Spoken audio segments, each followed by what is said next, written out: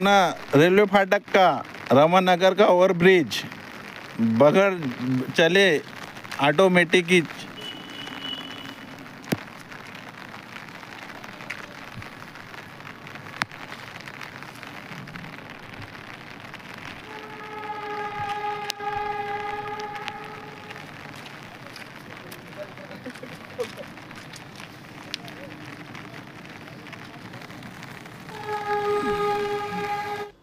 नागपूरच्या कामठी परिसरात असलेल्या रमानगर भागामध्ये असलेल्या उड्डाणपुलावर भला मोठा खड्डा पडलेला आहे। काल मोठ्या प्रमाणात नागपूर जिल्ह्यात सर्वदूर पाऊस कोसळला।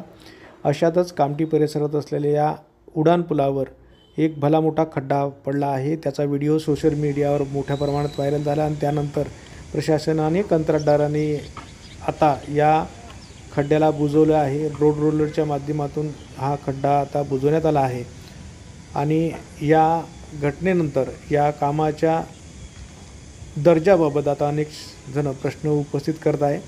खरं तर हा खड्डा नेमका कशामुळे पडला हे प्रशासनानं अजून क्लिअर केले नसलं तरी अशा घटनांमुळं अनेक संशय बळावतात। त्यामुळं कामं चांगल्या नीट पद्धतीनं करणं अपेक्षित आहे।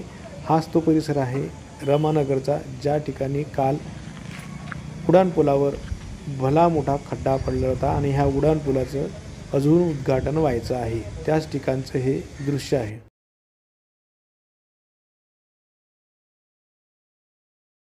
ना रेलवे फाटक का रामानगर का ओवरब्रिज बगैर चले ऑटोमेटिक ही